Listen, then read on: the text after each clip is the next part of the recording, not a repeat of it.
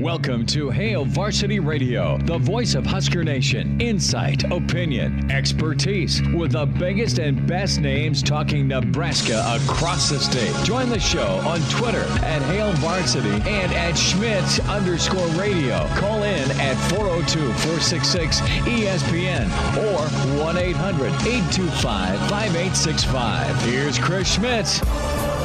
Welcome to it. Great to be with you. Happy Thanksgiving Eve. Chris Schmidt, Elijah Herbal. We're on the road down here at the Single Barrel in the Haymarket inside the Graduate. Come join us. Come say hi.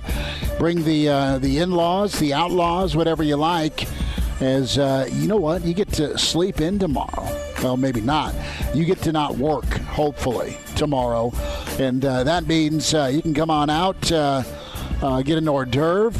Maybe you're just going to get the toe in the water and just go on this 24-hour binge of eating. You can do that here with an incredible steak or burger, as Elijah would tell you, and 250 whiskeys to choose from, some cold beer, some fine spirits to choose from as well. We're down here till 6 at the Single Barrel, and I think the dreaded Hawkeyes will be invading here soon. Anyway, so Iowa is en route. It's Nebraska, it's Iowa, Black Friday. We're here getting you kicked off for your Thanksgiving holiday. Numbers to get in, 466-3776, 466-3776, or 800-825-5865. Can email Chris at hailvarsity.com. We'll hear from Scott Frost in a little bit. Have you done a 180 on whether or not Adrian is back for a fifth season? We'll hear from Scott Frost. Lets you decide. Have to dive into some basketball last night. Watch that on BTN. And, hey, you've won 3 straight, so that's the good news. The bad news is Tennessee State, despite having a Purdue transfer, led you at half, whittled away a 13-5 lead, Elijah, and you hung on thanks to some key free throws. Is this what you hear? Is this the personification of, well, teaching after a win? Yes, that's what it is. You hung on. 79-73 as the Yotes loom on Saturday. So we'll dive into Saturday. Not Saturday, Nebraska basketball, but Black Friday, Nebraska-Iowa. That's important, and it's time for a win of substance. We'll get in there. Mike Babcock and Mike Schuchart with us to talk this first hour. And the Pride of Fairbury, NBC Sports, Bill Doleman. He has Olympic / Nordic work to do on Friday. So Billy D going to be with us at 5 o'clock in a jock talk on quarterback shoulder injuries with our friends from Lincoln Orthopedic. That is all you need. Find us on Twitter at Schmidt_radio or at Herbal Essence. Can email Chris at hailvarsity.com. Elijah, you fired up? You ready for you don't have to work tomorrow, man. You get a day tomorrow to just be you with the fam. That's big time. My mom and brother are getting back from the happiest place on earth, where you go after you win a Super Bowl, allegedly.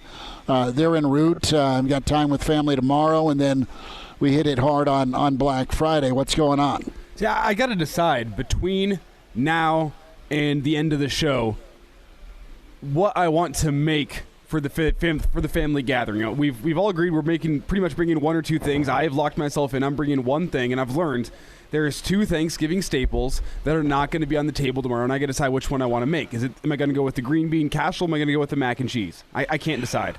Ooh, see, green bean casserole is a classic. I'm not a huge green bean casserole guy, but it feels like Thanksgiving. But others are. Well, there's the thing. Your mac and cheese is good. It's bordering on great, because while you left your tray of mac and cheese at my house after the Michigan State game, I traded you guys some kebabs for the mac and cheese. I kind of looked around in my kitchen. Wife wasn't looking. Junior wasn't there. The dogs looked at me shamefully, and I just took that helping spoon and I just started eating with the helping spoon your mac and cheese. It was incredible. It was fantastic. But I'm going to err on on green bean casserole. And that is Junior's. If you just get IV that stuff, he would. He'll make it just on a Tuesday in June. He loves green bean casserole. There is some sort of addiction going on with Carson Schmidt and green bean casserole. So that's got to happen. Cheesy potatoes, got to do it. The rolls are incredible. We have some smoke-infused turkey breasts from our friends at Stoysage House of Sausage. We are snobs about our turkey, so we're just doing turkey breasts tomorrow. And then we're going to go with the bone-in prime rib on Saturday at my mom's. And I will make sure I take a picture of that and send it to you. Yeah, we're going with the smoked turkey. My dad is going to be smoking up a turkey. Hey, going to be good. Well, weather's going to be a little colder tomorrow, but you'll still be okay to smoke. Yeah, just go stick it out there early in the morning. Just let it sit for. I mean, you can go inside. It's not like you got to go sit outside with a smoker. So yeah, I know. But no, smoker will be going for the turkey. And we have Brennan in the Facebook comments asking how we cooking the turkey. I leave that to my dad. I know he's been brining it for a few days now. And then he is going to be putting it in the smoker in the morning. That's how we're going to be doing that. I'll be going for the dark meat because I'm a reasonable person. If you like white meat, I don't trust you. Wow. After all these years. Dark meat's the way you got to go with the turkey, or else. Or I guess it makes sense. People who like their white meat turkey probably just drown it in gravy, which makes sense. But I think I said to you, if you're going white meat, that's as dry as the Sahara usually. I don't ever think I've had dark meat turkey. Really? Like legit. I pick when we've had the big bird, the traditional bird, where you got the legs and then there's the breasts and there's the wings. I've just kind of always, when it's been carved up, I've just picked the white meat, and it's not sinister on my part. It's just that's where I've gone. No, I'm taking a leg. I am taking a leg. I'm going to be that guy. You're going medieval times, and you're just go after it. So we are just going to go oven, I think, Brennan, at the in-laws, but we have smoked one before. My brother-in-law brought the bird, Uncle Andy, and we used my smoker years ago, and it was I think it was the last time. It was a 60-degree Thanksgiving. I think this might have been 4, 5, 6 years ago. We just sat out on my back patio, and we let the Crown do the smoking. We just kept pouring Crown and watched that bird go, and by the time it was 2, we found our way to the dinner table, which was good. So we'll kind of take your Thanksgiving suggestions. Brian says, hey, the white meat is good smoke. Thank you, Brian. Thanks, Dad. So we'll take kind of your game plan, your go-to from a side standpoint throughout the show. Can join us. We're streaming here on ESPN's Facebook page here down at the Single Barrel, and, of course, on ESPN Lincoln Twitter. Adrian Martinez, an update on him. And so have you done a bit of a 180 as a Nebraska fan on knowing how this season ended for Adrian, wanting him back, but B, where you think he'll end up? What's the location for Adrian? And we'll talk to Mike Babcock here in about 10 minutes. As I've done some math on this, Elijah, we'll hear from Scott in a moment, Coach Frost. Let's do this. All right, you're going to have a new offensive coordinator. Adrian had shoulder surgery today, 4 to 6 months recovery. And anywhere he goes, you're going to compete likely for that job, okay? I think of the Notre Dame quarterback, Zaire. Really talented kid, won a lot of ball games with Notre Dame, but got beat out. Went to Florida State, didn't see the field. All right, you have guys transfer all the time thinking the grass is greener. They get into a situation and they turn out to be an extra body. They don't win the job. They burnt their transfer grant, and there it is. Now, I'm not saying Adrian couldn't go to a lot of places and go win a job. I think it's very complicated because of this injury. If he's healthy and he's starting Friday, different story. Maybe the best place for him, and it's not guaranteed that you win the job. You got to go win the job with a portal quarterback or two on top of whatever you see from Logan Smothers Friday. and that's your situation. Are there places where you may have just one guy to beat out? Possibly.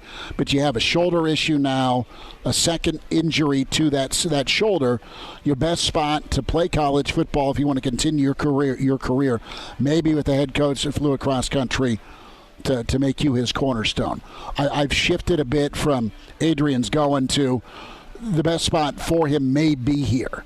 And I'm okay with that if he wants to stick and stay and do a fifth year. Yeah, and that's the thing is you said if he wants to continue his career, and now when you see it's another shoulder injury for Adrian, it's a big if. You also got to think about long-term health. I know the guy's a gamer. He's always been a tough guy. He's been a guy who loves football. But whenever you've already graduated, I think he's been graduated for almost a year and a half now from the university. He doesn't need to come back and get more education. He can probably go finish up his master's, whatever he's doing. But he doesn't need to come back. He doesn't need to come play a year. We don't know what's going on inside the mind of Adrian Martinez. Maybe after getting beat up for 4 years, he's decided, I don't even want to play football anymore. I'm done. I've gotten my 4 years in. I'm going to go continue doing my podcast. I'm going to go talk about the Huskers. Maybe that's what he wants to do. We don't know yet. He could, for all we know, end his career. He could say, I'm going to go try it out in the NFL. It seems less likely now. We know it's a 4 to 6 month recovery time. He could go try it out. But yeah, I'm kind of with you in the sense that Nebraska is still a very good landing spot for him. But I think he's got to know that if he does come back for another year, Scott Frost is going to be bringing in some sort of competition for him, some sort of quarterback competition after a 3-8 with a 1-game pending football season. You got to assume there's going to be competition for him here too, right? Yeah, you have to. It's got to be. It has got to be a situation where it's not a dual threat recruit with the last name of McCaffrey that you got to placate a little bit because of family ties. It's a real dude that can come in and win the job and beat you, or based on what you see from Smothers or Harburg, or you've got Torres, knocking on wood here. Let's hear from Scott Frost on Adrian. There's some urgency here with the decision, the timeline, and it's time to lay your cards on the table sooner rather than later with where Nebraska needs to go, number-wise in the portal at quarterback, and also what Adrian wants to do. Here is Coach Frost. I don't think that decision will take too long. I want what's best for the program, definitely want what's best for Adrian too, and I'm sure he and I will have some more conversation. So that was timeline for the decision. More from Frost here on the surgery today. That happened. It was just yesterday. Adrian's watching the Class C championship game and in time to get surgery today. So that was done pretty quickly. It sounds, if it was done today versus being put off, he wants to play ball. I think he still wants to play ball. Where's the question? Here's Scott on the surgery today. He's getting surgery today, so I didn't see him today, but he's been in a good place. You know, Brennan checks in, and Black Shirt Adam Carricker does a great job with his postings and his work with the World Herald. Brennan says Carricker was talking about our offensive line stats this year that could make one think Adrian's ceiling hasn't been met. I'm ready for a change of scenery, but the O-line needs a drastic improvement. I think Carricker said that opposing teams blitzed 18% of the time but got pressures 44% of the time. We would try and update you throughout Mondays. What was the pressure rate, right? What was the sack rate? And we laid out for you just the totals for Nebraska. I mean, 120 plus hurries this season. That's not always hits, but there was a lot of hits taken. You know, I think the offensive line and your tackles specifically can be a lot better, whoever you bring in on the offensive line. They didn't allow a sack against Wisconsin. Now, they got nailed for 2 holding calls that were very detrimental, blew up a big run, blew up a 1st and 10 at the 11. So that's an issue. But I think you need to keep looking. I think they have bodies and talent on the O-line. But Vogel and I were talking about this, and we'll have Brandon on our Black Friday show. Listen, you've got Adrian playing at least this season at like the 70th percentile, and then you have everything else around him on the O-line about the 50th percentile. You got a 20% gap right there, hence your 3-8. Quarterbacks are going to risk it from time to time. Quarterbacks are going to turn the football over. Quarterbacks don't get breathed on in practice, so when they get hit, they're going to fumble just because they're different than running backs. I mean, that's part of doing business, and every mistake can't cost you a win. That's been the case for Nebraska football in 2021. So pretty interesting here. We'll dive deeper into Nebraska-Iowa, Smothers, and the timeline here for a win of substance that presents itself yet again in 2021. We want to see you down here at the Single Barrel here for a road show Thanksgiving Eve. Down here 4 to 6, Chris Schmidt, Elijah Herbal, and we'll spend some time with Mike Babcock on the way. Did you turn off basketball last night, or did you get through it? So I was bowling in my bowling league, and I had some double screen action. So we had the basketball game up on the TVs at the bowling alley, and then on the phone we had the Class A state title game. We got to watch the exciting end of that one. That goal line stand 7-3 finish was nuts. Congrats to Gretna. Congrats to Gretna. Did anybody throw a bowling ball through said TV watching Nebraska basketball? No, I got close. There are some big Husker fans in the league that we all we all talk about the game as it was going on, and I got close, but they knocked down their free throws at the end. It was a little nervous in the second half, but a win's a win. As we said to lead off the show, a win is a win. Yep. Auburn looms. K-State almost took down Illinois last night. And then, there's Purdue and Indiana and the rest of the Big Ten. Great to be with you. Come see us here at the Single Barrel. Some great drink specials. 250 whiskeys to choose from. Mike Babcock on the way with Hail Varsity Radio.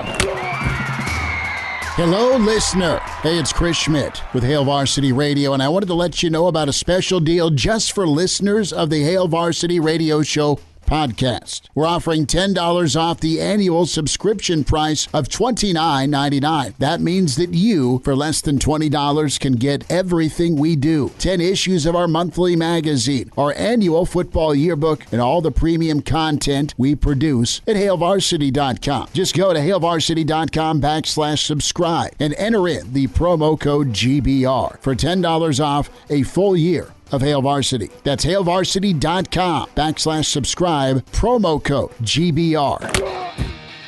And we're back.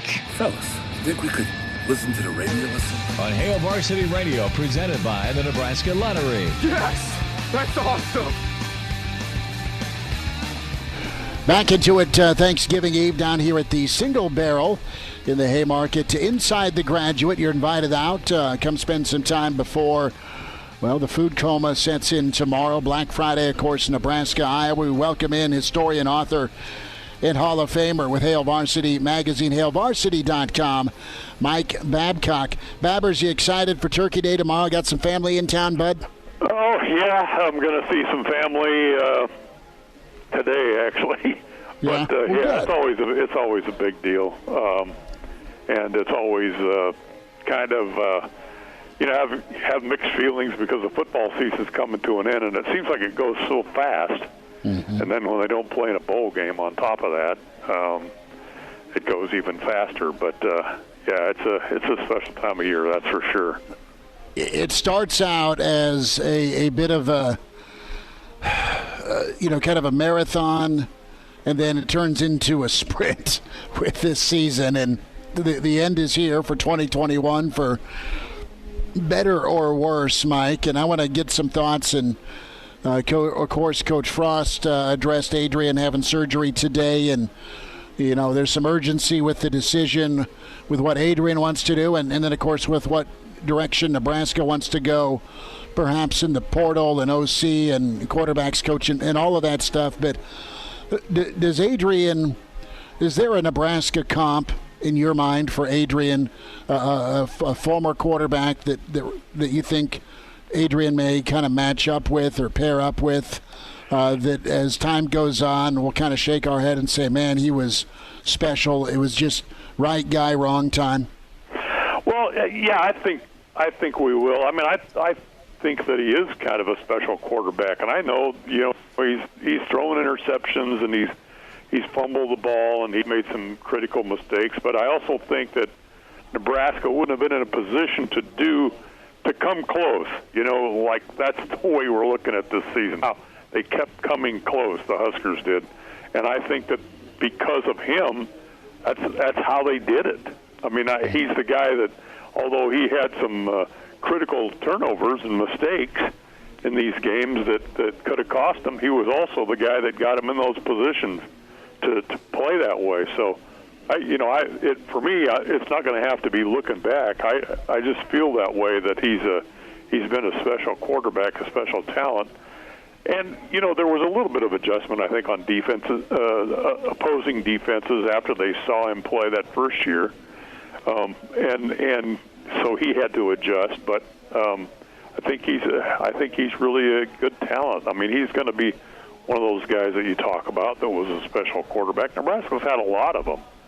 And, I felt that way about Jamal Lord. People probably will dispute that because he didn't throw the ball real well, but he could run it.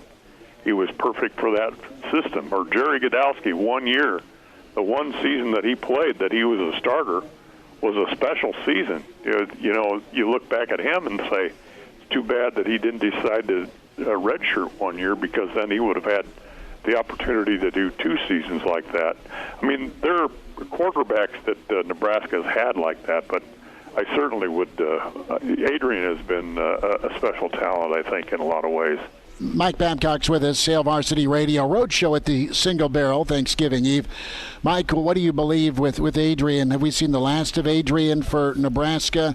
I ask that because with Adrian, if he is to move on to a different program, presumably he's got to go win a job somewhere else. There's familiarity here, even with maybe a different offensive coordinator and different language for a system. What do you think the future holds that way? Is he gone, or is he back? The shoulder thing really complicates things in a lot of ways. And, before I found out about that, I would have said my sense was that he wouldn't be back.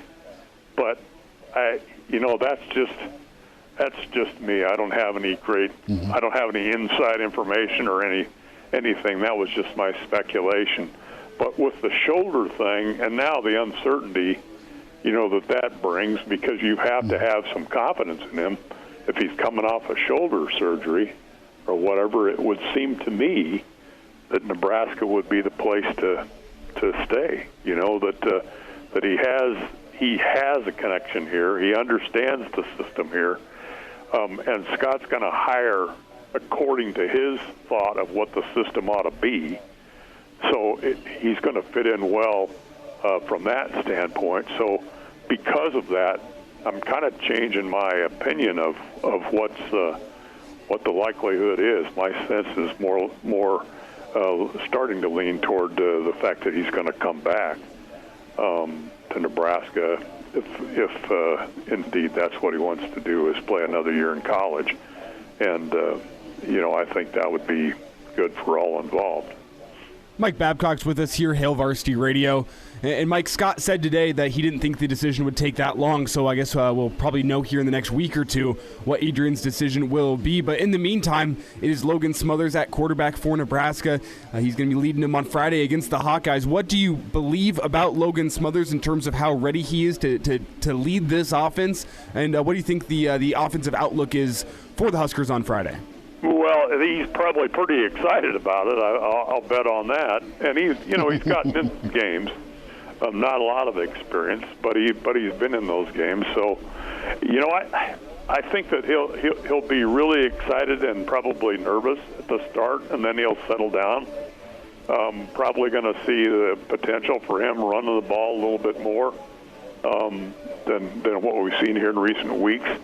What I'd like to see is a setup kind of like what Osborne used to do, and that is that maybe Scott sets a series in the first half for Hartberg to come in and get a shot, just to get the experience, because it's not going to cost him a red shirt or anything. And then, go back to Smothers. That's the way Osborne would do it. But he would get the second team guy on the field in a real game situation when it really mattered. So he'd get that experience. So that's one thing I would like to see. I don't know if it's going to happen or not, but as far as Smothers goes, again, I think he's going to be nervous at the beginning and excited, a lot of energy, and then he's going to kind of settle down and settle in, and we'll see how prepared he's been through the practices, how much time he's gotten in practice to really do what's expected of him. There's a big question, Babbers, on development, and you want to see that on the offensive line. You want to see that through all position groups, and you saw things stabilize a little bit. At least it felt like guys had a nice feel and were in a decent rhythm trying to run the ball against Wisconsin. I think Coach Brown did a great job of getting guys ready. I want to see that development at quarterback, too. With just all this practice time that guys have, they need the reps in practice to then translate it to games. And we'll see where Logan and Harburg may be at. Let's talk special teams, because there's 4 openings, Mike. And, there's a lot of clamoring for a special teams coach. And I think back to what made Nebraska fantastic when they entered into the Big Ten. They were 9-10 wins good, and they had tight games in a lot of those, road or home. And it was a DeMornay Pearsonell, a Kenny Bell, a Foltzy, a Schmidt. I mean, there's instances where Nebraska, against all odds, played good enough defense, got enough offense, and made, their last win over Iowa was special teams centric. And are you still of the opinion they need a dedicated special teams guy, or can they just find the right specialists and just begin executing a little bit better? Well, I saw how Osborne did it, I look back and try to see when Bruce Reed is the only specifically special teams coach I can think of right off the top of my head. Mm-hmm. The first 2 years of Mike Riley's 3 here, Bruce Reed was a special teams coordinator, and that's what he did. That was his sole responsibility, and he had done that apparently under Riley and previous stops and whatever. They had a connection that went back a long time. The 3rd year Riley was here, Reed was not here, and Scott Booker came in. He coached the safeties and the special teams. He handled them both. Mm-hmm. So maybe Riley decided that, just having a special teams coach is not the way to go. I don't think that that's the way to go. I think that you have responsibilities, and you've got offensive and defensive guys playing on special teams. So when you're working on those things, it's not as if everybody's going to be off doing something else. I mean, they're going to be focused on special teams. So, if Mike Dawson is working on it, and Frost has said some good things about Dawson, maybe that's the way you go, that you let him handle those responsibilities as well. Part of it is the specialist. Mike Riley had Drew Brown as his place kicker. The first year he was here, he had Sam Foltz as his punter. I think Sam averaged about 45 yards a punt. And then Caleb Lightbourne took over. His first year wasn't quite as good as his second. But part of it is specialists. DeMornay Pearsonell returning kicks. And before Riley, you had Abdullah and, like you said, Kenny Bell. And, I mean, the right guys to get the job done there. And Frost has talked about, what Dawson has gotten the special teams to do in terms of some of those kinds of things. So if it's specialists you're looking at, it's not going to depend entirely on the coach there. Probably not to a great degree. It's not going to depend on that coach, because those guys have their own responsibilities. It's a little bit like you can kind of maybe show a little bit here and there, but they're going to do things the way they do them. So it comes down to specialists on that sense, and I think shared responsibility for whoever has that position. And maybe I'm in the minority on this, I don't know, but I don't think they need a dedicated special teams coach. I think that there are not enough guys on staff to do that. Babbers, real quick, how does Friday go? How you feeling? Well, as I told Elijah, until I found out about Adrian's shoulder, I thought Nebraska was for sure going to pull the upset. I still kind of think Nebraska might, but I'm less certain of it than I was before because of that situation. But I you're going to see the best effort from those guys. Deontay Williams is probably not going to play. It sounds like questionable. Ramir Johnson, don't know where that stands, but I think that Nebraska will give a great effort and will be in a position to win the game. And maybe this time things will fall in Nebraska's favor.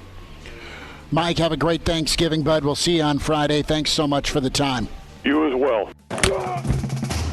Hello, listener. This is Brandon Vogel, managing editor of Hail Varsity, and I wanted to let you know about a special deal just for listeners of the Hail Varsity Radio Show podcast. We're offering $10 off the annual subscription price of $29.99. That means that you, for less than $20, can get everything we produce, 10 issues of our monthly magazine, our annual football yearbook, and all of the premium content we produce at hailvarsity.com. Just go to hailvarsity.com/subscribe and enter the promo code GBR for $10 off a full year of Hail Varsity. That's hailvarsity.com/subscribe, promo code GBR. And now, back to Hail Varsity Radio. Thanks for hanging out on the road for Thanksgiving Eve here at the Single Barrel. Chris Schmidt, Elijah Herbal. It's Hail Varsity Radio, presented by the Nebraska Lottery Roadshow, powered by your friends at Ferris Financial Group and, of course, Arrow Brokerage. Excited for the match between Bryson and Brooksy. We'll get some thoughts on that here in a moment as Mike Schuchart, Wilderness Ridge Golf, joins us. Shuey, how big's the bird for tomorrow? How are you? Doing great. Can't wait for Thanksgiving. Love to just sit down and eat a lot of turkey, that's for sure. You're going to crush the turkey. How big's the bird? I'm coming out here for Thanksgiving. You are going to go with the old, the Wilderness Ridge never fail buffet style, just incredible things. You guys have been doing that for years, haven't you? Yes. Hey, I know what my cooking's like, so I definitely want to go someplace else. That's pretty good. So you're going to get some wild turkey and you're going to get some real turkey. I love it. That's exactly right. Well, Shuey, let's dive into some football. And what are your thoughts here with Logan and Nebraska on Black Friday? Optimistic, pessimistic, or just intrigued? I'm going for the optimistic, which is not like me. That's very uncommon. But the way I look at it is, over the last 3 or 4 years, how many times have we played a team with their second or third string quarterback that was playing and he just lit us up? So maybe it's our turn for our second stringer to come in and light them up.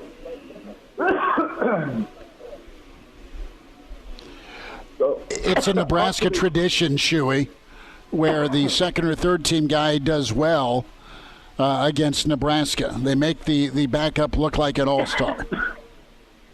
Shuey took that shot of wild turkey on air, it sounds like.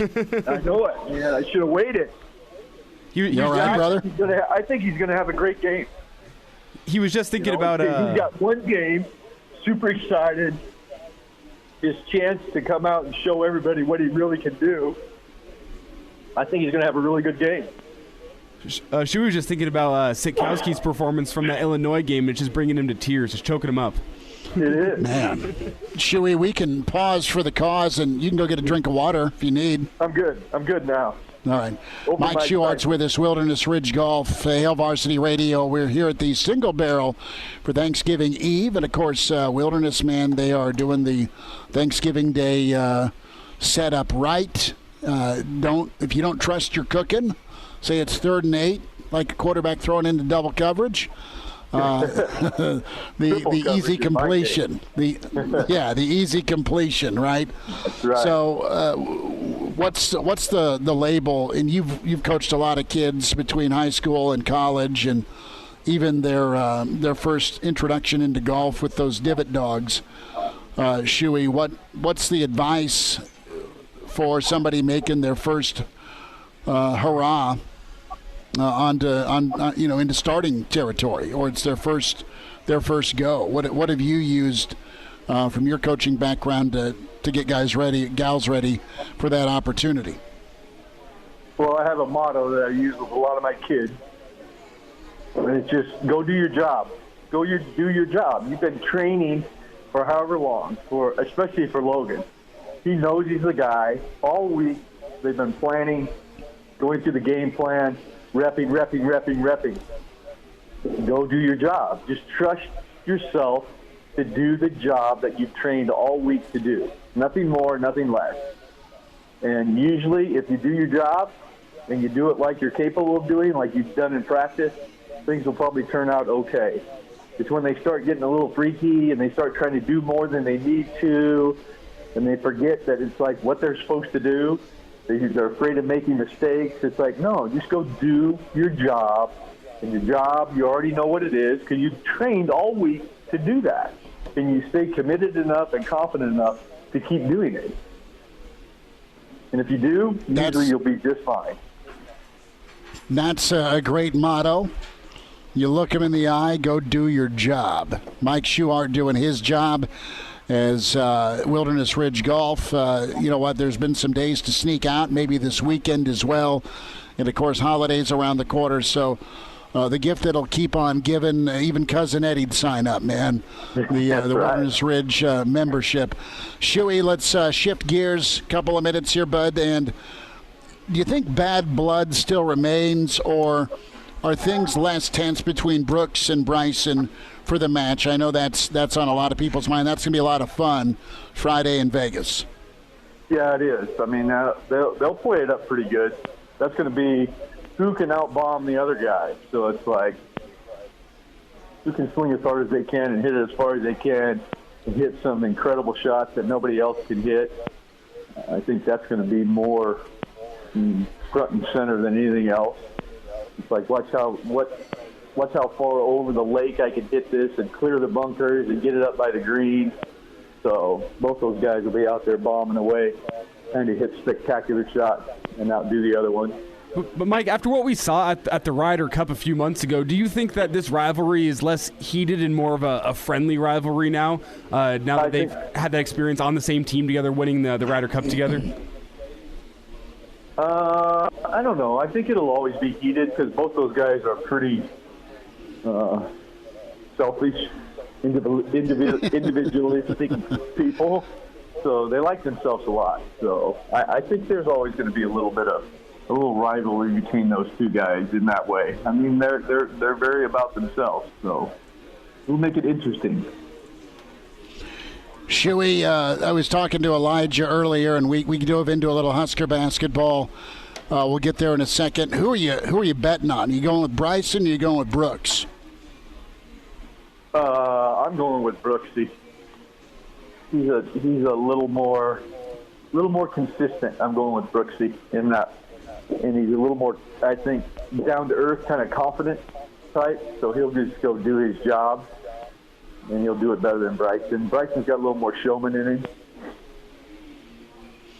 Bryson may be at the blackjack or craps table till 3 a.m. Thursday night, Friday morning as well. Yeah, he'll be flexing and strutting.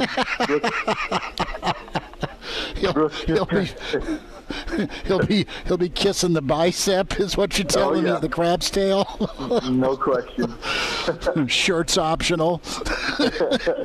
Mike Schuchart's with us, Wilderness Ridge Golf. Shuey, give me a score prediction and tell me how the construction's going with my swim-up bar at Wilderness. Oh, it's going good, man. They're actually putting tents over them so that you're going to be able to work all winter, no matter what the weather is. They got to that point, so, yeah, it's looking pretty good. They're going to get ready to pour the lap pool here in the next few days, the weather being nice, so it's coming along really nice. It looks really cool, so can't wait till it's done and people can see what the product is. It's fantastic. So, Huskers, 24, Iowa, 21. Mike Schuchart is saying Nebraska wins 24-21. Yes, a field goal. I love it. Shuey, best to you and your family. Have a great Thanksgiving. we're going to come out and see you sometime soon, partner, and thanks for jumping on with us today. You bet. Please come out and see us anytime. Everybody have a happy Thanksgiving. There he is, Mike Schuchart. We'll wind down hour one here from the Single Barrel with Hail Varsity. And now, back to Hail Varsity Radio. One final time here at the Single Barrel Hour 1 road show on your Thanksgiving Eve. Chris Schmidt, Elijah Herbal. You know, I'm sending a tweet out. I'm looking and scrolling through my pictures for the Pride of Fairbury, NBC Sports, Bill Doleman. And I've got this picture. I got a screenshot of one of the many commercials. This is not the Jeep commercial. The actor known as Bill Doleman was in, but this is the commercial where he was laying down on a mattress. Let's bring in the Pride of Fairbury, as he'll be with us in the 505 segment. Bill Doleman with us. Billy D, you can hear us. I like the earbuds. You've got your NBC Sports hat on, brother. Happy Thanksgiving. You eating turkey already? No turkey at my place. I may go get a turkey loaf, but I got to tell you, last week when we talked, it was like 70 degrees outside and gorgeous. And I'm looking out my window, and for the first time this winter, it's snowing. Colorado. And it's the latest snow we've ever gotten in the city of Denver. Now the mountains have already, got their blankets. But we're actually getting snow right now. So you're sending it north and south, I hope, because we got a typical Thanksgiving day lined up, about 40 and sunny here in Lincoln, and then for of course Black Friday, why not have 60 and sunshine? Well, what's it supposed to be, Lincoln, for game days? Is it supposed to be 60, 50s? 60 and sunny. Yeah, Nebraska's got to do something about that. Games in November need to be gray. They need to pull they've been gray. Like their grass. They've been gray. I know, but November football should not be 60 degrees. I enjoy watching. I think it was Michigan State and Ohio State last week. It was kind of chilly and brisk and gray, and I'm hoping it's that way for the big game this weekend between Michigan and Ohio State. November, especially at Thanksgiving, it needs to be, gray and cold and a little miserable and no HD TV. It's got to be standard def, black and white if possible. That's what November football should be, not something in the 60s. Bill, I tell you what, though, I was working the games last year for Husker Vision, and it was just so brutally cold because it was the late season start, so it's home games like the end of December. Super cold, terrible. We got all the miserableness out of the way last year. I think I personally deserve some warm weather late November games as somebody who's going to be in the stands tomorrow. Give me the 60s. I don't want the cold. Hey, let me just say this about the game on Friday. It just brings back into my mind, and I know I'm not alone, and if I am alone, I'm going to bring everybody back into their mind, how inept, how incompetent, how stupid some of the past administrations have been in the Nebraska athletic department, that they thought, hey, let's just move that game to, Saturday at 11. Whenever you guys want to play Nebraska-Iowa, it's fine with us. It's not that big of a deal. I'm scrolling through the channel guide, and I still have cable, on Friday, and it's like Kansas State against Texas, Boise State and San Diego State, South Florida and Central Florida. For the administration at Nebraska to have thought, we don't need to have a major stage on Thanksgiving weekend on Friday was just completely idiotic and just shows what kind of leadership Nebraska's had. Hang on to that passion. A full segment. Pride of Fairbury's Bill Doleman, Elijah Herbal, Chris Schmidt, Hour 2 from the Single Barrel Thanksgiving Eve right here with Hail Varsity. Pardon the interruption, but I'd like to save you some money. Hey, it's Chris Schmidt with with Hail Varsity. And I wanted to offer listeners of this podcast $10 off the price of an annual subscription. That means that you, for less than $20, can get everything we produce. 10 issues of our monthly magazine, our annual football yearbook, and all the premium content we produce at HailVarsity.com. Just go to HailVarsity.com/subscribe and enter in the promo code GBR for $10 off a full year of Hail Varsity. That's HailVarsity.com/subscribe, promo code GBR.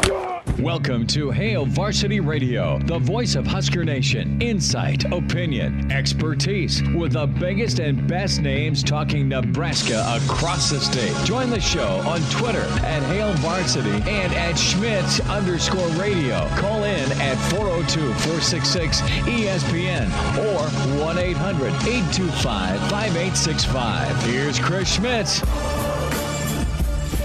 Back into it, Single Barrel, where we are at. It's a Thanksgiving Eve road show. A few folks are in here. Iowa is going to be invading here sometime soon, and I love Dan's tweet earlier in the week. How cool would it be to beat the Dirt Chickens with a backup quarterback? Bill Doleman is gracing us with his presence, not only on the air, but also in front of the camera. We are streaming live, ESPN Lincoln Facebook. Go there to watch us. ESPN Lincoln Twitter. Doleman's wearing the NBC Sports lid. He's got the earbuds going on. Elijah Herbal is back in our studios. Chris Schmidt down here. Elijah came down last week pre-Creighton. He had a burger. I had a steak. And we watched Creighton jump out to a 47-0 run. I'm kidding. Bill Doleman shaking his head sadly. But Billy D, it is awesome to be with you. Thanks for your time. The mother of all questions, not Adrian's return, not Smothers' performance, not a win of substance, but green bean casserole versus mac and cheese on the dinner table tomorrow. This is big. What gets voted off the island? It's like not even a choice. Voted off is the mac and cheese. Unless you do it right. Yeah. And not many people do it right. You know, I mean, you have the mac and cheese. It's got to be much more of a homemade type thing. Maybe a few extra things put in there. Bacon, perhaps, some ham, maybe. But then you've got to have it browned on top. So there's a lot of work that goes into perfecting mac and cheese. And first thing that comes to mind is Kraft. You can't have that on Thanksgiving. Oh, no. Right. That's what I'm saying. But green bean casserole, without a doubt. I'm a little disappointed you didn't throw in broccoli and cheese casserole with rice, because that would be my personal favorite. But the green bean casserole, really, hands down. Yeah. You know, hey, and I'm not anti mac and cheese, okay? Don't come at me.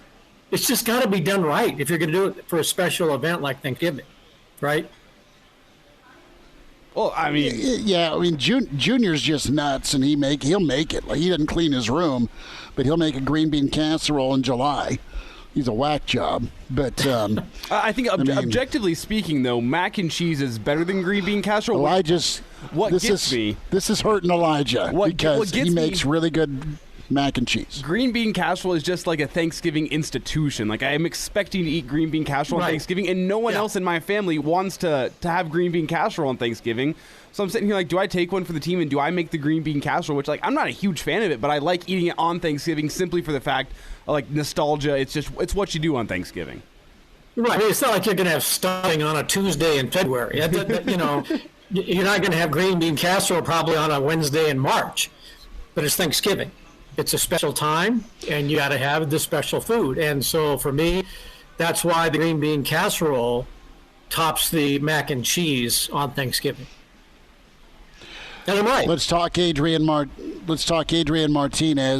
Sound reasoning by the Fried of Fairbury. Bill Doleman with us here on a Wednesday, Thanksgiving Eve. We're here at the Single Barrel. Bill Doleman can tell you how the steaks are. Elijah can talk to you about the burgers. Excuse me, I can tell you about the bourbon. I'm interested, Bill, here, your takeaway with Adrian from last Saturday, the Wisconsin game, to him having surgery today and his future. Let's go there before we get into the game. Tell me what you saw, what you thought, and you know what? It could have been a fairy tale or that breakthrough performance, I should say, for Adrian, and now he's going to have to rehab an already injured shoulder from before he got to Lincoln. Well, I think one thing that comes to my mind is that, and I think we've all kind of had in our questions in our mind as to what kind of professional future Adrian Martinez is going to have. Let's face it, if he wants to continue to play football next season, it's going to be at the college level. Will it be at Nebraska? Will it be at another place to have a fresh start, like a Samari Toure, who had the one season at Nebraska, a great year? That's the big question. But I don't see, because of the shoulder surgery, the broken jaw, the ankle injuries, the history of injuries for Adrian, I just don't see where the NFL is going to say, is this guy even healthy enough to make him a late-round draft pick or even sign him to a free agent contract? We just don't know how his body is. So I think this really says if he's going to continue to play football, that it's going to be in the collegiate ranks next year. And, to be honest with you, I hope it's back at Nebraska. That's just a personal, maybe a heart-tugging desire of mine, because I think the guy has played with a lot of heart. He's played, he's a classy guy. There's no question about that. He's represented the University of Nebraska really well. Has he endured criticism? Absolutely. You get into that arena, you're going to get criticized. Tommy was criticized. Eric Crouch was criticized. Taylor Martinez was criticized. It's just part of the deal. It's just that, that 1% is a lot more vocal than the 99% who respect and appreciate, at minimum, Adrian Martinez. And there are probably a lot more people that are big fans of his. So I think he has represented Nebraska extremely well. And I'm like Scott. I hope he, walks with the seniors, and that crowd gives him the respect, the love, the adulation that he deserves, because he has represented Nebraska football in the way that I think those of us who understand the sport and the program and what it means to us as Nebraskans, he's represented us in great fashion. I think one of the best of all time, actually. But, Bill, let's say that Logan Smothers goes out against Iowa on Friday and is driving up and down the field and ends up taking Nebraska to a 3-point win, a 7-point win. Whatever happens, he gets it done on Black Friday against Iowa in a performance that looks good for the future. Do you think then your opinion could be changed on whether or not you want Adrian Martinez back at Nebraska next season? Well, I think we got to have depth at quarterback. You've got to have quarterback competition, at that position like every other position. Nebraska obviously has not had great depth. Otherwise, I think we would have seen Logan or Heinrich Harburg or Matt Masker more this season. I'm disappointed as somebody used to see, guys get, a handful of snaps or quarters of play back in the 80s and the 90s. And so if you had a situation like this, you'd go, well, yeah, we've seen him play. We know what he can do and know what he can't do. Matt Truman, the 94 game against Kansas State certainly comes to everybody's mind who knows their Husker history. Would have been better to see Logan Smothers in, yeah. Heinrich in, yeah. But that's the way Nebraska's played their cards the last 3 months. So Logan Smothers might come in and have the game of his life, but he's going to need the supporting cast around him to play well. That means the offensive line. The thing that Matt had in 94 at Kansas State was an incredible supporting cast. All week, that mission leading into that game in Manhattan was kind of like, what's this? Those guys knew that they were going to win. They were confident, and they knew they could support, Matt in whatever Tom wanted him to do. They knew they had Lawrence Phillips to turn around and give the ball to. I fully anticipate there will be times on Friday in which Smothers, Harburg, or Masker will not be in the game, and Nebraska will have Belt, Yant, Johnson, Scott, and whoever else is in the running back room. All of them will be on the field at the same time. Nebraska will play all 5 or 6 running backs at one time for several plays. That's what's going to happen on Friday. Bill Doleman's with us, Pride of Fairbury, NBC Sports Roadshow Wednesday. Yeah, of course. I don't think Ramir's going tomorrow. You might see some of Yant. You let into running back out there just as a decoy. The Wildcat, right? In honor of the Terminator's win.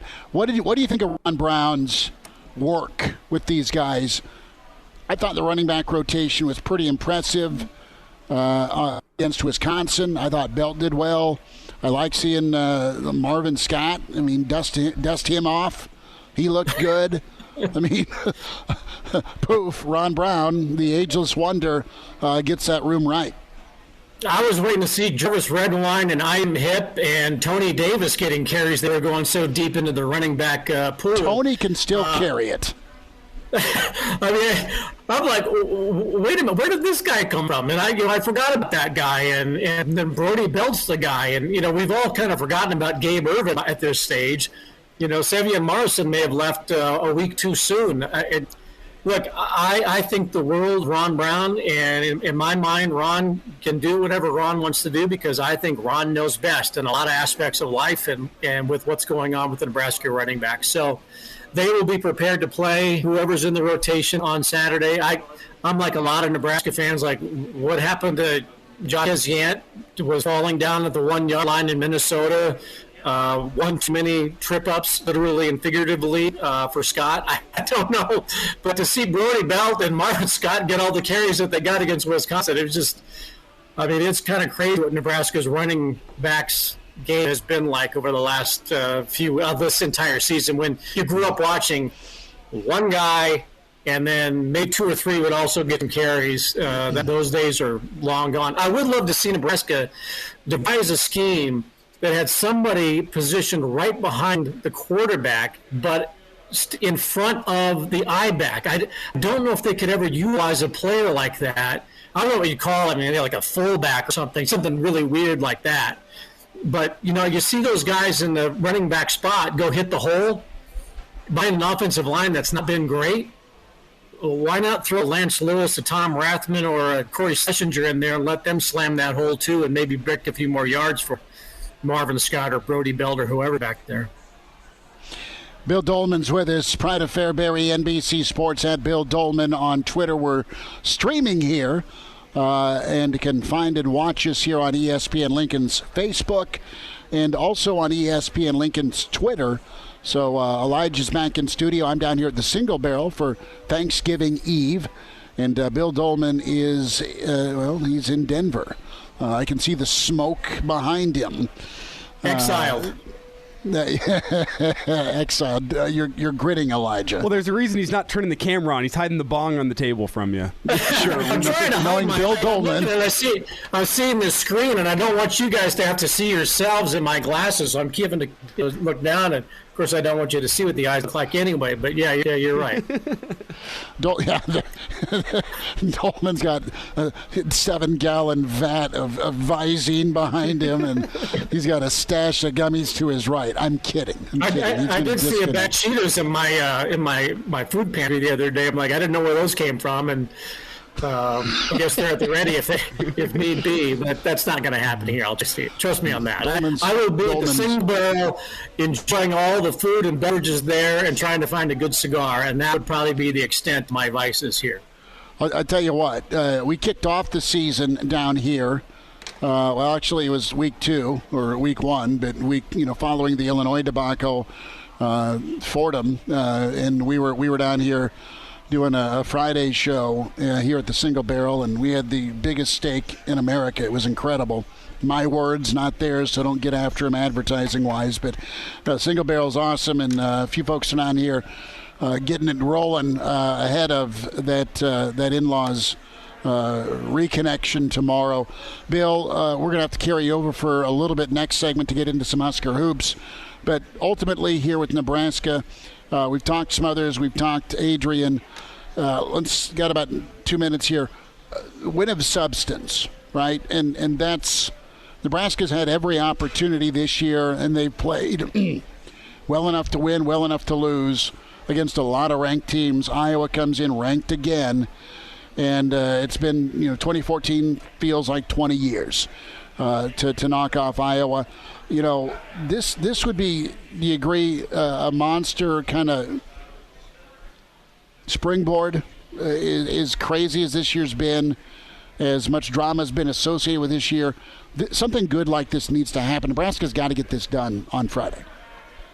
Yeah, this would be a great way to go into the offseason. There's no question about that. And a win over Iowa would be, I think, more meaningful for Nebraska then to go to a bowl game and win or lose there. I think defeating Iowa to close out the season is significant. I'm mystified by the Nebraska-Iowa football sequence as I am about Nebraska-Creighton basketball. I just don't get how it's not more competitive on the win-loss column. But, I think this game for Nebraska, the one thing this season, as trying as it has been, I think more people have hope and have belief and have, as the Bible says, a mustard seed of belief that things are going to get, turned around. We go back to some of those awful scores. I think we talked about it last week, a couple weeks ago, when we were getting beat 70-20 and getting, steamrolled by Wisconsin and Texas Tech and Kansas. I mean, people were like, by the time we got to this stage of the season, no matter who we were playing, or the Big 12 or Big 10, it was like, let's get this freaking thing over with, and who knows? But people have, I believe, hope, and they do see the progress, and they do see that this team competes and fights. And I think Nebraska fans believe that they can win. Might be tough, but I think this season, as tough as it has been to endure, has given Nebraska fans hope each and every Saturday, and a belief that things are turning around, and the luck has to come our way at some point. Well, it's special teams that decide this game specifically, as it is the Black Friday rival. It is Iowa. It is Nebraska. It's Hail Varsity. Thanksgiving Eve. We're on the road here at the Single Barrel. Be sure to pop on by down here for sure with some of your pregame festivities for Friday. We're here hanging out. The beer is cold. The whiskey is incredible. The steaks are big if you're not a turkey guy. I get it. Bill Doleman. Billy D, hang a couple more minutes next segment if that's good. Elijah Hurrdat, Chris Schmidt, as we roll forward on a Wednesday. Hail Varsity presented by the Nebraska Lottery. Pardon the interruption, but I'd like to save you some money. I'm Brandon Vogel, managing editor of Hail Varsity, and I wanted to offer listeners of this podcast $10 off the price of an annual subscription. That means that you, for less than $20, can get everything we produce: 10 issues of our monthly magazine, our annual football yearbook, and all of the premium content we produce at hailvarsity.com. Just go to hailvarsity.com/subscribe and enter the promo code GBR for $10 off a full year of Hail Varsity. That's hailvarsity.com/subscribe. Promo code GBR. Chime in 402-466-ESPN or email the show, Chris@HailVarsity.com. Just try me. Back to Hail Varsity Radio. Down here at the Single Barrel, a road show Wednesday, Thanksgiving Eve. Invited down. We're here till 6. And we're streaming in the Pride of Fairbury, NBC Sports, Bill Doleman, ESPN Lincoln on Facebook, ESPN Lincoln on Twitter. Elijah Herbal and his macaroni and cheese set to put the feed bag on tomorrow for Thanksgiving. I'm headed to the in-laws. I love them dearly, but just so they can put up with me, I am bringing them vast amounts of whiskey from the Single Barrel. Chris Schmidt down here, great to be with you. And Bill, we've hit on Nebraska. We'll get the prediction here before we say goodbye. But all things pretty relevant covered, and special teams are huge, whether it's a kiss blowing by a field goal kicker or a native Nebraskan that is in the starting lineup in Keegan Johnson to try and torch Nebraska tomorrow, pay back his home state, or a Noah Fant or Larry Station. I mean, you have that backdrop. I think Nebraska can run the quarterback. I think Nebraska can lean on Yant tomorrow. I think he's back a little bit out of the doghouse. I think Ron Brown's been working with him. So when they ask him to run a counter, he's carried the ball the last couple of weeks in practice to run a counter versus be told what it is. He's been actually doing, and some guys learn that way, which is great. And I think the defense is going to be geared up. I think you felt the loss of JoJo last week, and he didn't tackle well against Iowa or against Wisconsin. I think he'll tackle better tomorrow. And I think the morale and the motivation's huge for a lot of these guys, and for Austin Allen as well, to go out a winner and send these seniors out a winner. That, to me, is the biggest backdrop storyline. Obviously, Adrian's like, right there is 1 or 1A, but it's sending these guys out the right way, and it's getting some momentum with a win of substance over a ranked team, over a rival, over a border state, to at least get into this coaching search and recruiting season, and then into winter conditioning, so 2022 is not a repeat of 2021. This is an important game. I mean, it's not just another game. It is the last game. There is no, one step at a time, one game at a time. This is a big deal for Nebraska and Iowa. It's a big deal for them. No matter what they may or may not say, this is much more than Nebraska and Colorado, where they don't care about us except for one time every couple of years, and they could care less about themselves. I would love. I was thinking about this. I would love to see Scott making the tunnel walk with Adrian Martinez in street clothes and JoJo Doleman in street clothes, much like Tommy and Mike Minter made that trip down the tunnel against Colorado back in 1994, when Colorado was stomping on the end, flipping off the crowd, thinking they're going to come in and win. I don't know if they were 1 or 2 or 2 or 3, whatever it was. And those Buffs came out stomping on the end, and all of a sudden the old school stars came up, and Tommy and Tom and Mike are walking down, and Colorado just stopped, and they watched. And Bill McCurdy even said, we kind of lost the game right there. It'd be pretty powerful to see JoJo and Adrian, walking, unfortunately unable to play. I think people would really, enjoy that. You mentioned Austin Allen. One thing about Adrian Martinez, he ought to get an agent's percentage from Austin Allen, because he has made that guy a hell of a lot of money. Austin Allen is on the verge of what I think is going to be a very lucrative and long-standing professional career. Same thing with Samori Toure. Adrian Martinez has made him an NFL draft pick, but Austin Allen, I think, is going to be coveted in the first or second round next year, and I can understand why he's moving on. I wish he'd stay, but that guy is one of the best tight ends I've ever seen in a Nebraska uniform, and one of the best tight ends I may have ever seen play college football. Brokolex also played well. So Logan Smothers would be very smart to be looking for those two guys throughout the day. And as Bill McCartney famously said in 1994, well, we didn't expect them to, throw to the tight end like it was a trick play or something. Austin Allen and Brokolex can be difference makers. And Toure, I think, has come back around again and could be a difference maker against Iowa. But Logan Smothers should not go in with a ton of pressure on himself. He does not need to win this game. He just needs to play well, play within himself, and prove that he was a 4-star recruit, and he's been a champion for Nebraska, and he's getting his shot now. Yeah, Bill, you went kind of where I wanted to take this question before we get your prediction, and that's who needs to step up for this Husker offense if they do want to get the win. We know the offense has been explosive at times, bad in the red zone, but now you get a new quarterback coming in, and you can't put all the offense on his shoulders, as you've done a lot of the season with Adrian, this being his first start. So who is the pressure going to be on offensively to pick things up and to really put the team on their back in order to get the offense moving and be able to score more points than Iowa? Scott Frost. All right? I thought Scott called a great game against Wisconsin. And this is after the coaching change and moving Matt Lubeck aside. Matt Lubeck did a decent job. By all accounts, Nebraska's offense has been pretty good throughout the season. I thought the game plan against Wisconsin was one of the best we've seen from Nebraska this season. And I assume that Scott was the one who drew it up and was calling the plays. And I assume that Scott's going to be the one that's going to be calling the plays on his own on Friday. So what he does to maximize Logan Smothers' comfort with the game plan, I think it's on Scott more than anybody else. I mean, everybody, offensive line's got to play well. Allen going to play well. I think Omar Manning might factor into this game quite a bit. Like I said, I expect to see 6 running backs on the field at one time, several times throughout the game, just, seeing what happens, just for the hell of it.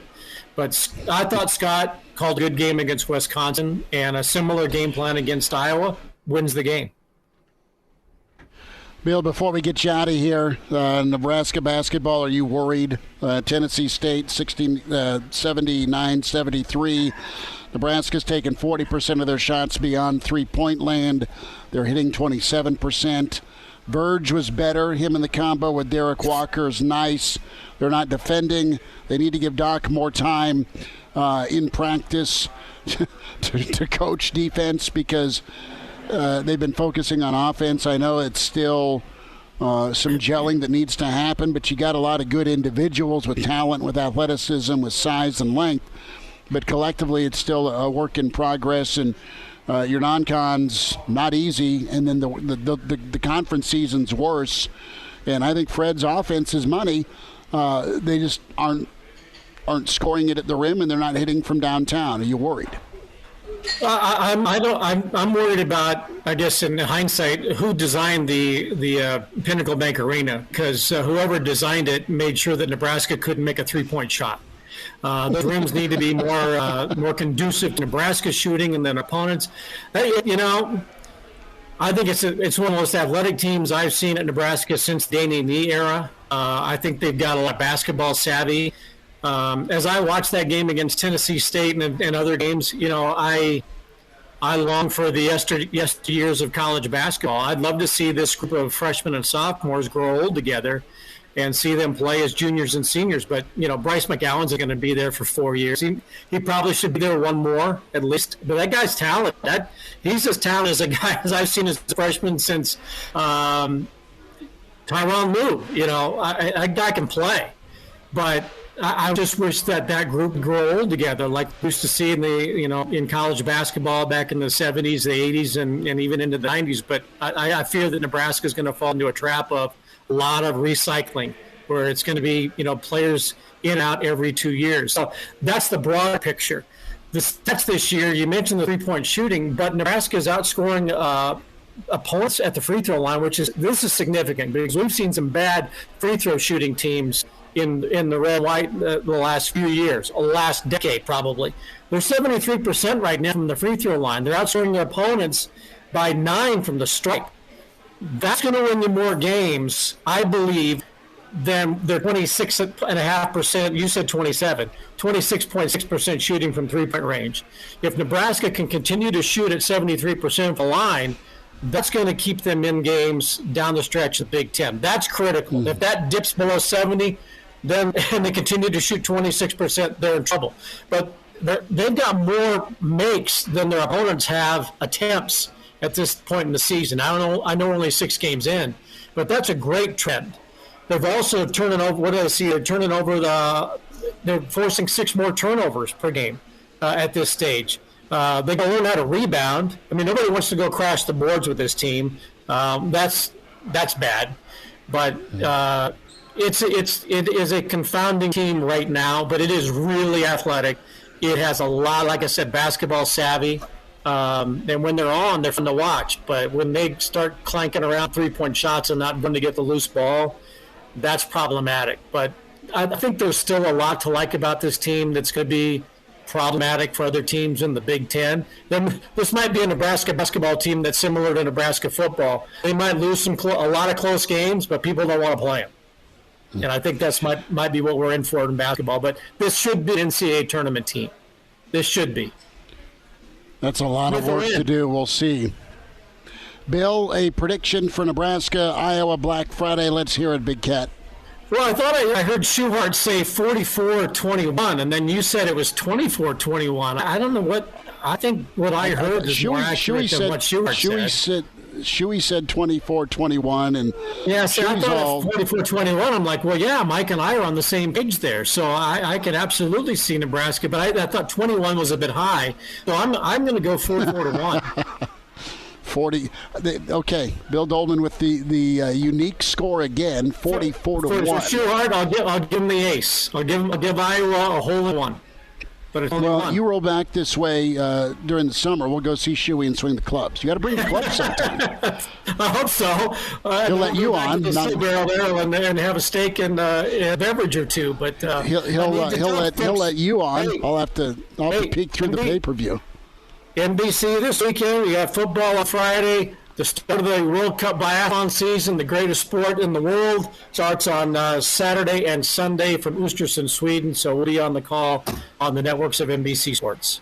Doleman will be doing calls in Sweden, auditions later in Sweden. It'll be good. What's the time you're on, brother? Well, I know I got a 2 a.m. Call time, but it'll be on, I guess, like 7 a.m. Central or 6 a.m. It's just an ungodly hour when the sun's not up. But there are many years throughout the course of the week, and I love the sport. It's a great sport, and Chad Sama and I are on the call, and look forward to the start of the World Cup season and calling the Olympics for NBC. That's awesome. Announcement there in February. Brad of Fairbury, NBC Sports, Bill Doleman at Bill Doleman on Twitter. Billy, have a great Thanksgiving. Appreciate you, brother. And go Big Red. Go Big Red. There he is. We'll wind down here, hour 2 here from the Single Barrel on Hail Varsity. Like what you hear? High-quality radio and podcast is part of what we do at Hail Varsity. Hey, it's Chris Schmidt with Hail Varsity Radio, and I wanted to offer listeners of the Hail Varsity Radio Show podcast $10 off the price of an annual subscription. That means that you, for less than $20, can get everything we produce. 10 issues of our monthly magazine, our annual football yearbook, and all the premium content we produce at HailVarsity.com. Just go to HailVarsity.com/subscribe and enter in the promo code GBR for $10 off a full year of Hail Varsity. That's HailVarsity.com/subscribe, promo code GBR. He's in his 30s, but sounds like he was born with a stogie in one hand and a brew in the other. Now, say my name. It's Schmitty on Hail Varsity Radio. I got the body of a taut, preteen Swedish boy. Back into it, it's Hail Varsity Radio, presented by the Nebraska Lottery. Time for a Jock Doc Wednesday ahead of Thanksgiving. We say hi to Dr. Brandon Seifert, Lincoln Orthopedic Center. Dr. Brandon, you got all the cranberry and stuffing, and, well, do you have the turkey ready? Absolutely, buddy. We got the smoker all ready to go. Going to do a little smoking this week. It should be good. How about yourself? You know, I'm just going to go up the road to the in-laws, and we've got a smoked turkey breast, and then we'll get together with my mom and hit it up on Saturday. And I think we're going to do prime rib. We'll do a little audible and go that route. So, yeah, we're getting some vintage Nebraska weather to get the smoker fired up and ready to go, man. It's going to be good. Awesome. Oh, that sounds terrific, buddy. Let's get into a topic quarterbacks hate, and that is shoulder injuries. And, Dr. Brandon, what's the recurrence of shoulder issues when it comes to throwing shoulders for quarterbacks? Say you've had a labrum issue in the past or a separation. You know, how often do guys have to go through problems again with the same shoulder, the same region where you're going to throw the football you're throwing on? Yeah, great question, a great topic too. Somebody myself take care of a lot of sports medicine athletes, a lot of shoulder injuries, especially in our throwing athletes. As you look at this, as we're talking about, throwers' shoulders, football shoulders, the issue that happens here, just anatomically speaking, so shoulder is a ball and socket joint. On the socket side of the shoulder, we call that the glenoid. There's a ring structure that sits around the socket called a labrum. It's kind of a rubber ring structure. It sits around the socket, acts as kind of a bumper to keep kind of the ball centered amongst some other functions.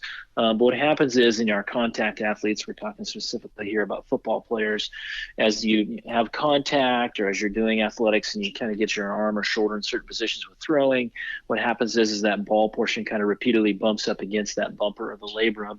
You can start to have some wear and tear in that labrum. If it's traumatic enough, you take kind of one individual hit to the area and have your arm in a certain position, you can knock off a portion of that labrum. Or basically what happens is, again, that labrum is a ring structure that can peel off of the socket. Okay, and then once that happens, if it happens repetitively, then it starts to heal at different levels. It tends to kind of heal at a lower level, so now you have kind of a smaller bumper in order for that shoulder or that ball portion to kind of go over the top of, to dislocate or become unstable. And that's typically what happens in our thrower shoulders or contact athletes like football players. So to fix that, it's a surgical intervention to fix that. It's done through the arthroscope, so a couple tiny poke holes, and essentially we go in and have to sew that labrum back down on top of the socket. We want to bring it back up to the level it was before and secure that to the socket. Then over time, that'll heal back to the bony portion. That's the goal of it. After that happens, of course, you go back, you contact sports, you start putting forces through it again with throwing, and of course that starts to sustain some wear and tear. And then of course you take a big enough trauma or hit, you can tear through the sutures, or you could re-tear that labrum. What's the risk of doing that? And studies out there show anywhere from probably somewhere from 5% all the way up to maybe even 17 to 20%. Can recur with high-level contact sports, especially think about the size of these folks running around in the football field, taking hits from linebackers as a quarterback. That's probably a little higher number than what we say in the studies. So that's essentially how all that happens. From a recurrence standpoint, again, it depends. When you had the original injury, how far after that original injury did you have surgery the first time? Kind of determines how well the tissue heals. Kind of long term would be some factors to consider. Dr. Brandon Seiferd's with us, Lincoln Orthopedic Center at Jock Doc Wednesday. We're talking shoulder injuries and recurrence with quarterbacks. So it's a double-edged sword. It sounds like you have the cumulative effect of just wear and tear and hits and different falls and bracing yourself, and then also just the wear and tear of throwing, right? And if you have a second issue to the same throwing region, the right or the left arm, what can be done by the athlete to get back to, I guess, ground zero or normal form to have enough oomph, the velocity as a quarterback throwing the football, so you have enough steam on that throw? Yeah, it brings up a really important point as we think about labral injuries in the shoulder and how we fix them, and what is the kind of final outcome of fixing them. Well, what happens is the reason you're fixing a labrum is either A, mechanical, they feel like there's some clicking, popping, and there's pain associated with that. The other part of that is stability. Patients come in, they complain of, hey doc, my shoulder's unstable, and that's because the labrum is torn. And so what happens is you exchange stability, so you go and you fix the labrum and bring about stability. That makes the shoulder tighter, and that also can then essentially change your mechanics as a thrower, which could, decrease your velocity, obviously change the mechanics, and you potentially could become a different kind of throwing athlete. And so a really, unique athlete in this setting is a quarterback who's a thrower, but is also a contact athlete. And so that makes it really challenging to fix these folks, because you want to tighten up their shoulder is the goal, fixing the labrum. But in the process of doing so, you also tighten the shoulder, which makes it difficult for them to throw, have the velocity. So all those things are huge factors of quarterbacks that are different from, say, the lineman who has this injury, or, the running back, the non-throwing athlete. You don't have to worry so much about kind of the throwing mechanics down the road. And so those are things you worry about, and they're different. So when you fix these folks and you tighten them up, especially our throwing athletes, it takes a while to kind of get the velocity back. Their mechanics always are just a little bit different than they were before. And from a velocity perspective, you look at the data that's out there, and they tend to be different. Can you get back to the same level or continue to progress? You can, and there's studies to support that. But it's not as high as other things, such as like ACL reconstruction and essential return and Tommy John surgery, that kind of stuff. The return to play rates at that position after having that kind of surgery is lower. Dr. Brandon, a thought on recovery and rehab, and what's the timeline here to get back to throwing back to normal, air quote, so to speak?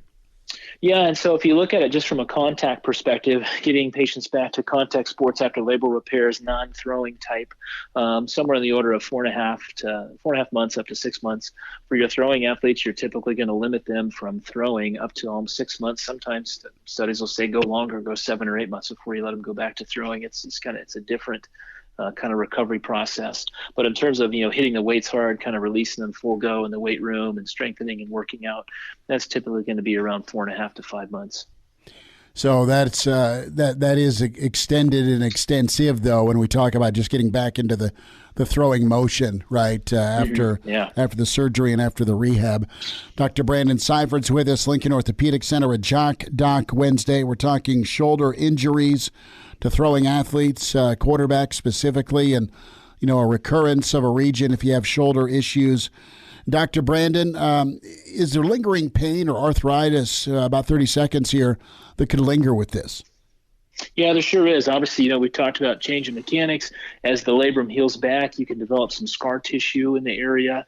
Scar tissue can create pain. It can also create kind of some mechanical symptoms. That used to be the older stitching material we used to use. We used to have, knots that would form when we would, sew it back together. We're now using different techniques, kind of knotless suture now. So there's less suture in the shoulder, so less of a chance of mechanical symptoms from that. But those are the things that occur. And then, of course, the arthritis is the big issue long term. Instability in your shoulder, that ball portion kind of crashing around, banging around the shoulder, does lead to arthritis. And these are the young athletes that, we'll see that maybe are 18 to 22 that have pretty significant arthritis in their shoulder at that point, just from all the instability. So it is a big problem for sure. Dr. Brandon, have a great Turkey Day. Thanks again. Okay, guys, you take care. Like what you hear? High-quality radio and podcasts are just part of what we do at Hail Varsity. I'm Brandon Vogel, managing editor, and I wanted to offer listeners of the Hail Varsity Radio Show podcast $10 off the price of an annual subscription.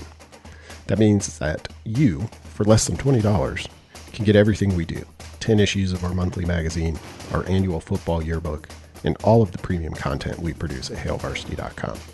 Just go to hailvarsity.com/subscribe and enter the promo code GBR for $10 off a full year of Hail Varsity. That's hailvarsity.com/subscribe, promo code GBR.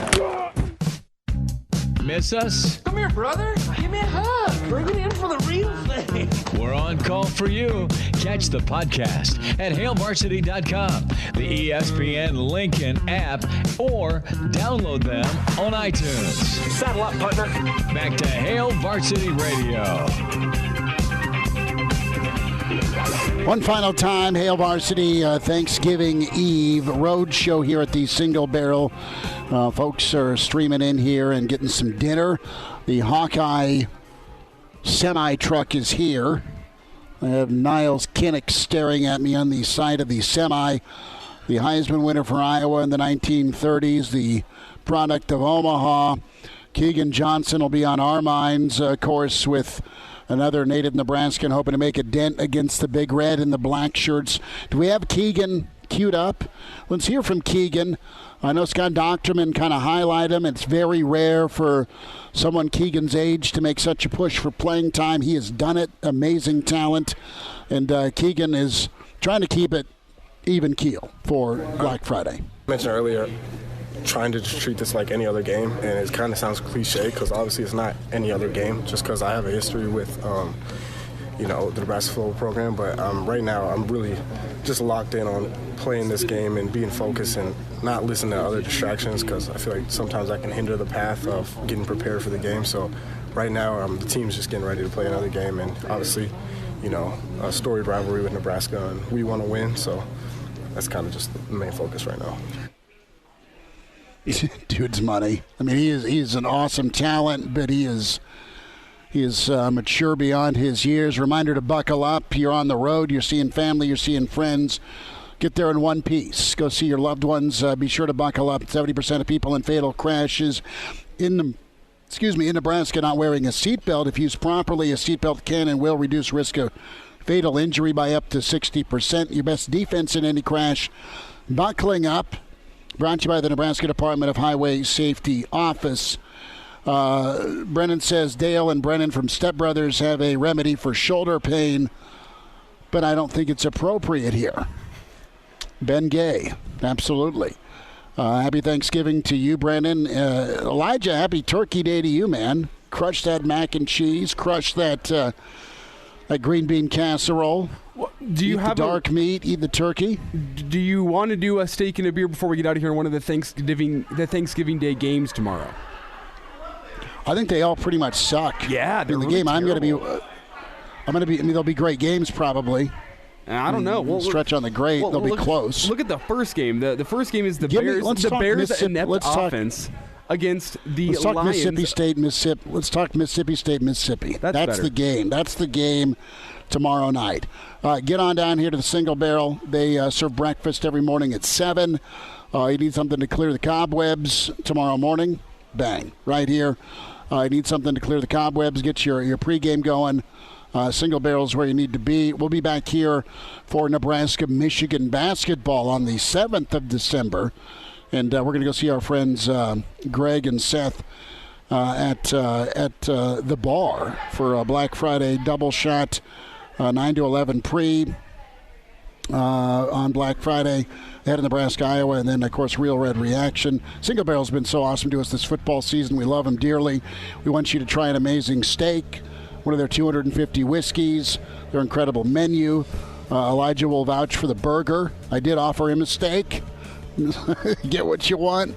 But get on down here to the Single Barrel. Steak and a beer. You want the 1.5 Pirate, or you want the Visor and Lane? Give me Ole Miss as an underdog, and I'm seeing it as 2 here. So let's go +2 for Ole Miss. Give me that. You can stick with the Pirate. I'll take the Pirate. I will take the Pirate. We will talk to you Friday morning, 9 to 11, special Hail Varsity. Take care. God bless. Thanks to all of you for listening, and have a great Thanksgiving. A Hurrdat Media Production.